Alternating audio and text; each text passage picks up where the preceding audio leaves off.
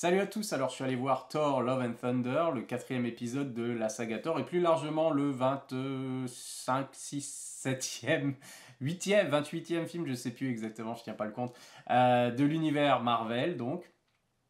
Encore une fois, alors je vais parler d'abord généralement du film et ce que j'en ai pensé avant de rentrer dans les spoilers, mais j'avais retiré.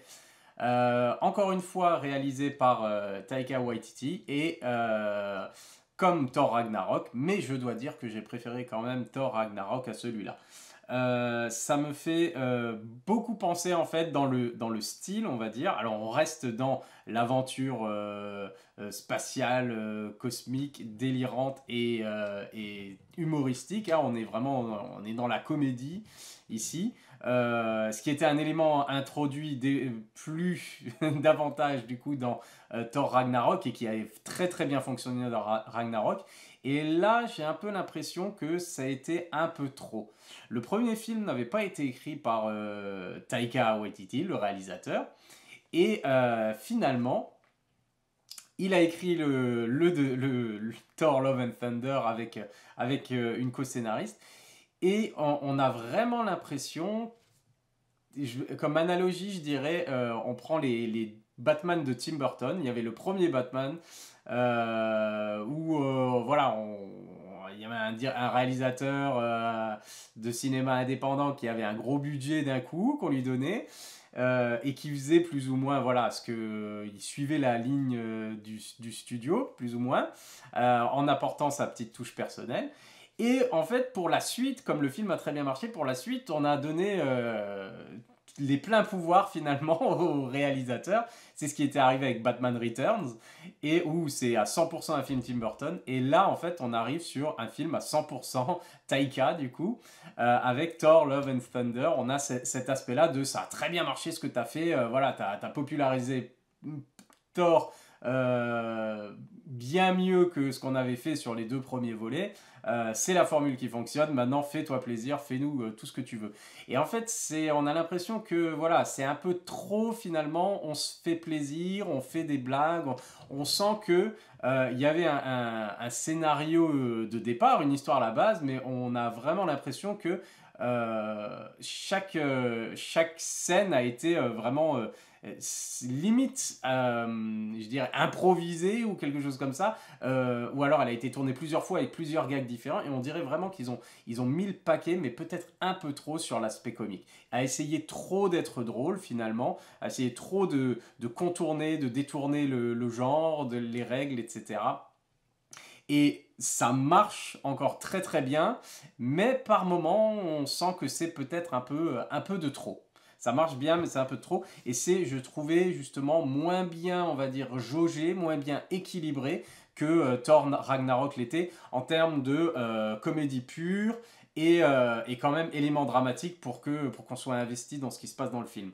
Là, l'élément dramatique et qui n'était pas du tout annoncé dans les bandes annonces, mais dont on pouvait se douter si on était un peu familier avec certains arcs de la bande dessinée de Thor, c'est que Jane Foster est malade, elle est mourante, elle a un cancer.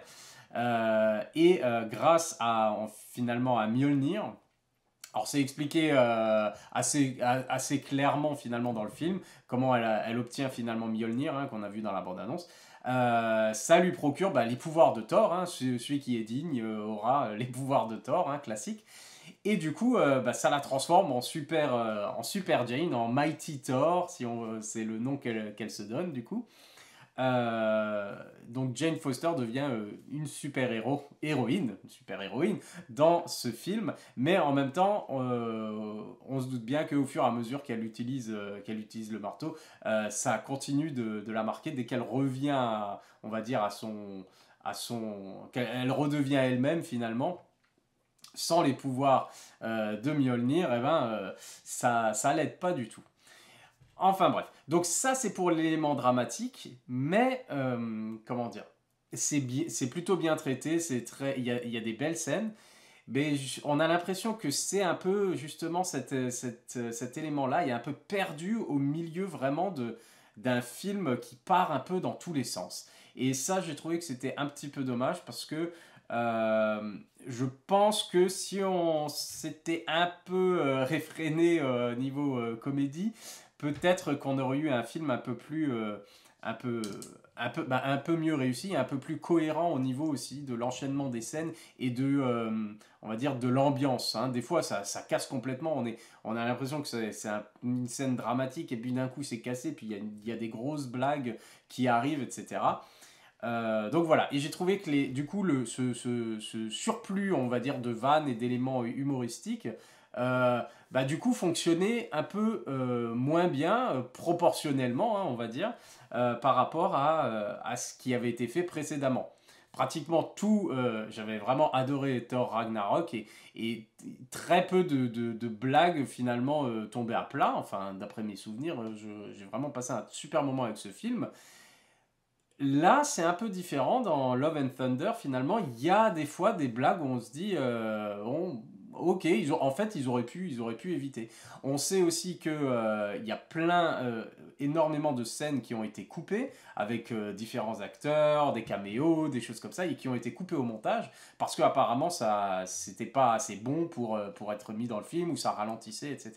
Mais on se dit en fait, finalement, ils auraient pu couper encore d'autres scènes peut-être euh, qui, voilà, en dehors d'être finalement là pour juste essayer de faire rire, aurait pu être un peu plus utile ou voilà. Alors, c'est bien si on part sur l'élément, c'est une comédie.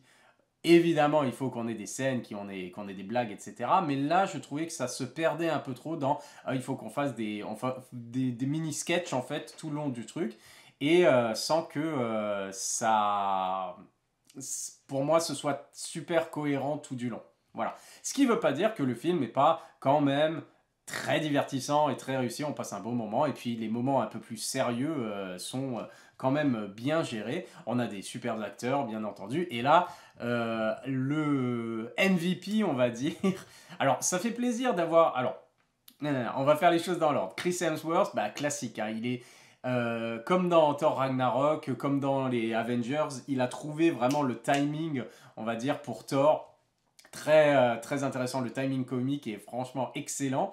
C'est surtout, on va dire, là où ça pêche après, ça va être surtout justement dans le trop-plein, dans le surplus, quoi, de ce qui a fonctionné, qu'on essaye d'en faire trop peut-être avec.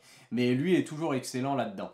Nathalie Portman, ça fait super plaisir de la revoir justement dans le rôle de Jane et qui est ici forcément un peu plus intéressant. C'est davantage son film aussi que les deux épisodes précédents. Elle servait pas à grand chose. C'était l'élément scientifique, mais on va dire humainement, le personnage n'était pas très intéressant au niveau de sa personnalité. Voilà. Là, c'est beaucoup plus intéressant du coup. Elle, pareil, elle a droit à ses vannes, elle a droit à ses grandes scènes d'action, etc. Donc vraiment, ça fait plaisir de la voir et de la voir un peu plus impliquée justement dans ce qui se passe en fait dans le film, dans l'histoire du film. On retrouve également euh, Tessa Thompson, qui est de retour dans le rôle de Valkyrie et qui est pareil, qui est très bonne, qui est très intéressant. Valkyrie est très intéressante, mais on va dire, j'ai l'impression que sur l'intrigue générale, elle sert pas à grand chose, mais elle est là souvent. Mais voilà, elle n'est pas super utile, c'est plus voilà, personnage secondaire et qui aurait peut-être mérité un peu plus de développement, faire un peu de place, hein, enlever quelques vannes et faire développer un peu plus Valkyrie. Et la grande nouveauté, et puis l'intérêt, on va dire, de ce film-là, parce que finalement, ce genre de film, ça fonctionne toujours très bien et ça fonctionne toujours mieux avec un très bon vilain. Et là, le vilain est très intéressant et il est superbement joué par Christian Bale. Gore, du coup, le boucher le tueur de Dieu, je sais plus quoi, c'est oui, le boucher de Dieu qui tue des dieux, qui massacre des dieux. On sait pourquoi, et ça c'est très intéressant parce que on a cet élément-là finalement. Quand je dis il y a ces scènes très intéressantes et très sérieuses finalement, on a l'impression il y a quelque chose, le film a quelque chose à dire. Et après en fait on va dire tout est tellement entrecoupé de tellement de sketchs et de vannes que finalement ça perd de son poids, on va dire, de l'importance finalement du propos. Où on a ce vilain en fait qui justement a décidé de tuer tout ce qui s'apparente à des dieux dans l'univers, dans la galaxie. Toutes les personnes à super pouvoir et qui sont, on va dire, qui sont vénérées, qui sont adulées, qui sont adorées, qui ont des, voilà quoi, qui sont un peu des gourous si on veut, c'est un peu ça, et qui va les massacrer parce que lui a compris que la foi ne menait à rien et que les dieux s'en fichent éperdument de leur on va dire, de leurs suiveurs, de leurs adorateurs, je perds mes mots, mais c'est pas grave. Voilà, on a compris. De leurs fidèles, voilà. Les dieux se foutent éperdument de leurs fidèles. Certains sont vraiment odieux d'ailleurs, mais ils se pavanent et ils sont tout contents d'être des dieux. En particulier, on a également un bon... Alors ça s'apparente plus à un caméo, mais un bon caméo de la part de Russell Crowe, qui joue Zeus du coup, et qui est vraiment excellent. Et encore une fois, c'est fait pour faire rire, et ça fonctionne, ça fonctionne très bien. Russell Crowe en Zeus, ça fonctionnait très bien. Et l'univers justement, quand ils vont au royaume justement où se rassemblent des dieux, c'est super intéressant. Donc voilà, il y a des choses superbes, mais ce que j'ai préféré, une des choses que j'ai préférées finalement, c'était pas l'humour comme dans Thor Ragnarok où c'était vraiment ça qui fonctionnait pour moi et qui rendait le spectacle d'autant plus passionnant. Ici, c'est davantage justement les motivations et le propos justement de ce vilain anti-dieu finalement. Qui décide, par vengeance forcément, hein, on le comprend, c'est la scène d'introduction, de se débarrasser de toutes les déités qui existent. Et ça, j'ai trouvé très intéressant. Donc, il y a du bon, il y a du un peu moins bon, il y a des vannes qui fonctionnent très très bien, il y a des vannes qui fonctionnent un peu moins bien, il y a des chèvres hurlantes, et c'est absolument à mourir de rire. Il y a, on l'a vu dans les bandes annonces, bien sûr on le sait, hein, l'apparition des gardiens de la galaxie. Attention, on s'enflamme pas trop parce qu'ils sont vraiment juste là. C'est comme ils le montrent dans la bande annonce, c'est rapidement au début, on comprend qu'après Thor doit faire cavalier seul. Et c'est là qu'ils se séparent, mais ça fait quand même, c'est agréable de les voir. Il y a quelques scènes sympathiques avec eux, donc on passe toujours un bon moment. Le film passe quand même très vite. Je ne sais pas s'il fait plus de 2 heures. Je crois qu'il fait moins de 2 heures. Il passe très vite, même si, on va dire, comme je disais, il y a des scènes qui sont... Alors, ça part un peu dans tous les sens. C'est un peu foutraque en termes de ton, d'ambiance et tout. On s'ennuie quand même pas. On s'ennuie quand même pas parce qu'il y a toujours quelque chose d'intéressant qui se passe ou de drôle. Même si, voilà, pour moi, encore une fois, le scénario et l'humour et on va dire les variations de ton et d'ambiance fonctionnaient mieux dans Thor Ragnarok. Et là, c'est peut-être un peu trop de faites-vous plaisir, en fait, avec même certains caméos, finalement, où on se demande, ils apportent rien, ils sont là pour la blague, ça avait marché dans Thor Ragnarok et c'est réutilisé ici, et un peu trop, peut-être. Donc, il y a des choses comme ça qui sont...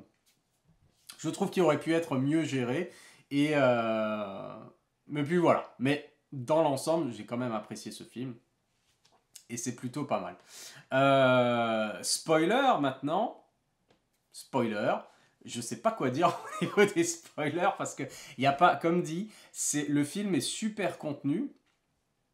Il n'y a pas de, on va dire, forcément il y a des scènes dans le générique qui annoncent certaines choses, un futur vilain, notamment, alors ça fait super plaisir puisque c'est Brett Goldstein qui joue Hercule, le fils de Zeus du coup qui va être envoyé justement pour aller botter le cul de Thor éventuellement dans une suite. Et donc voilà, mais rien, ça, on va dire, ça révolutionne rien du tout. Ce qui est par contre plus intéressant, c'est que à la fin, on voit Jane Foster, du coup, qui arrive au Valhalla, comme elle est morte en tant que déesse, finalement, avec Thor. Comme si elle avait atteint le grade comme une Jedi, finalement, atteint le grade de dieu d'Asgard, d'Asgardienne, bah voilà, comme si elle était Asgardienne. Et elle débarque et puis elle tombe face à Heimdall et elle se retrouve donc au Valhalla. On se doute bien qu'il y a tous les, on va dire, tous les dieux décédés. Maintenant, qu'est-ce que ça veut dire? Est-ce que ça veut dire que c'est une autre dimension? Est-ce que ça veut dire que ça fait partie du multivers? Est-ce que du coup, ça veut dire que finalement, tous les Asgardiens qui sont morts et qui sont morts à la bataille, etc., et qui se retrouvent au Valhalla, est-ce que Odin, Heimdall, les trois guerriers, etc., est-ce que tous les Asgardiens pourraient éventuellement être ramenés à la vie, puisque ça voudrait simplement dire être ramenés dans une autre dimension, à leur dimension d'origine? Peut-être. Alors, vu que on va dire la phase 4, ça tourne autour du multivers, on pourrait se dire éventuellement que voilà, le Valhalla, c'est simplement une autre dimension du multivers, un autre univers où quand les Asgardiens meurent, ils se retrouvent justement dans cette dimension-là, ils sont téléportés dans cette dimension-là, et donc la question c'est est-ce qu'ils peuvent en sortir? Je pense que c'est possible, je pense que certains... ça laisse la porte ouverte, en tout cas, pour faire revenir certains personnages, s'ils le voulaient, à mon avis. Si Marvel souhaite récupérer un des personnages, on peut toujours dire ah ben il était justement pas vraiment mort, mais vivait éternellement dans une autre dimension qui pourrait et qui pourrait revenir à la vie, revenir en tout cas dans la réalité, dans l'univers Marvel classique. C'est une porte ouverte. Après, ils peuvent toujours expliquer que voilà, certains ils préfèrent rester là parce que voilà, le fait est qu'ils ils ont atteint l'objectif d'être voilà au Valhalla. Est-ce que ils vont s'en resservir ou pas? Ou est-ce que c'était simplement, il faut pas trop chercher, ça n'a rien à voir avec le multivers, c'est simplement pour montrer voilà où vont les Asgardiens quand ils sont morts, ils vivent éternellement dans au Valhalla et puis et tout va très bien et puis ça fait un petit peu happy ending et c'est sympa. Pourquoi pas? Pourquoi pas? Voilà, et puis c'est tout pour les deux scènes du générique. Sinon, voilà, ça peut être rien du tout, comme ça peut être voilà, un truc qui peut être très utile dans le futur et qui rentre dans le cadre du multivers. En tout cas, pour le reste, finalement, le film est assez contenu, même s'il étend encore plus cet univers justement des dieux dans l'espace, etc. On voit des célestes à un moment justement au royaume des dieux, etc. Donc on voit un céleste, on voit alors je sais plus, tout se mélange dans ma tête, mais parce que on avait vu ça dans les Éternels du coup, et puis on en voit un là. Voilà, donc plusieurs choses, plusieurs éléments, des petits easter eggs comme ça justement, qui peuvent servir, qui peuvent ne pas servir. C'est juste qu'ils ont bien étendu cet univers-là, ce truc des dieux, et ça rejoint un peu du coup les éternels justement, qui partent dans l'espace à la recherche d'autres comme eux, etc., etc. Donc tout ça, ça peut servir à un moment ou à un autre. En tout cas, la conclusion du coup, je m'arrêterai là, c'est que alors c'est un film beaucoup plus contenu que d'autres en termes d'univers partagé. L'histoire en elle-même est finalement très intéressante de par le côté anti-dieu de Gore et l'explication pourquoi qui peut résonner pas mal finalement de nos jours. Hein. ce côté, voilà, s'illusionner sur un dieu qui finalement on n'a rien à faire de nous. Donc ça, j'ai trouvé ça intéressant, la manière dont c'est traité dans le film, les scènes avec Christian Bale, même, enfin, il y a une scène où il raconte une histoire à des enfants qui est absolument géniale et épouvantable à la fois. J'ai trouvé ça excellent. C'était touchant, les scènes aussi avec Nathalie Portman, même si, voilà, comme dit, pour moi, c'est plus un problème de... On a voulu trop faire de sketch et trop faire de blagues, et on a perdu un peu l'aspect émotionnel à ce niveau-là, quoi. Même s'il y en a quand même, et il y a des moments très intéressants dans le film. Voilà, c'est ma critique de Thor Love and Thunder. Une bande-son qui dépote, encore une fois. Hein. On a du hard rock tout du long, de la musique pop et tout, et c'est super sympa. Les blagues, quand elles fonctionnent très bien, même si voilà, ça fonctionne pas toujours, ou des fois on se dit, ouais, bon, avancer un peu dans l'histoire. Mais dans l'ensemble, j'ai quand même bien aimé. C'est pas un des meilleurs Marvel qui a été fait. C'est pas le meilleur des Thor. Je pense que ça reste Thor Ragnarok. Mais c'est quand même, pour moi, c'est quand même plus divertissant que les deux premiers Thor. C'est quand même bien, un bon divertissement. J'ai passé un bon moment, je me suis pas ennuyé. Donc, si vous avez vu les critiques qui sont un peu partagées, un peu divisées, que les gens sont pas très contents, ça, c'est mon opinion. Du coup, allez le voir quand même. Ça fait toujours du bien de voir un Marvel.